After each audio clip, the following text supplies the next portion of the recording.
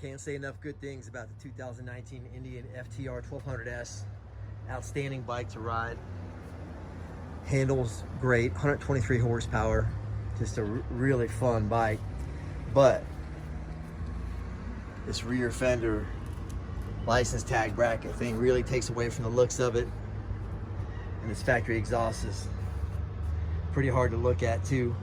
So we're gonna go ahead and change those and show you how much it changes the bike. The other thing it really needs is these insect antenna rear view mirrors got to go off of it. You can see out of them real good, but they just really take away from the look of the bike. When Indian announced that we're going to produce this bike, they showed pictures of the FTR 750, and this mimics it pretty close, but the rear tag bracket, the pipe, and the mirrors take away from that. We're going to make this street bike look a lot more similar to the FTR 750 flat track race bike. Rear fender and tag bracket removes real easy, just taking out 3 bolts that bolt in the back of this frame, and cutting a couple tie wraps that hold the wiring harness in.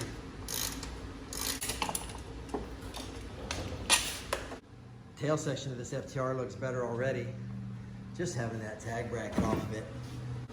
The rage bracket brings the tag way back underneath the tail light, which is a better spot for me.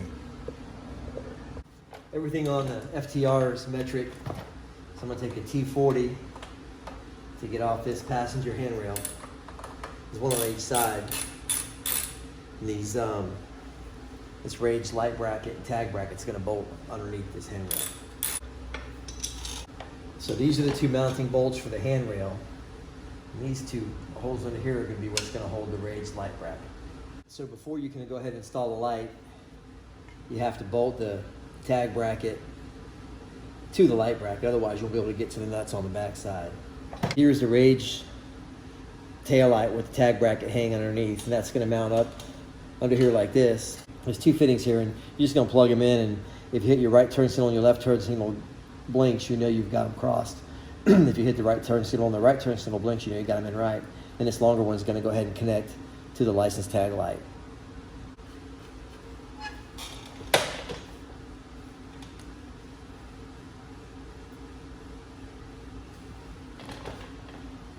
Now you're going to want to go ahead and disconnect the wiring harness from the motorcycle. And then what you're left with is this wiring harness pigtail from the bike that's going to connect to this rage harness. Just going to reroute this harness that's on the bike up through the upper part of the swing arm so that it can't be seen. Then I'll reconnect it. I'll go ahead and check, see how my turn signals are working. So there's my left, and I got lucky and hooked them up right the first time. There goes the right side. I don't really know that people pay that much attention to turn signals. They sure don't seem to, but anyhow, I got them on there. So there's the whole unit installed. All I've got to do is go ahead and reinstall these passenger grab rails. I'm ready to ride.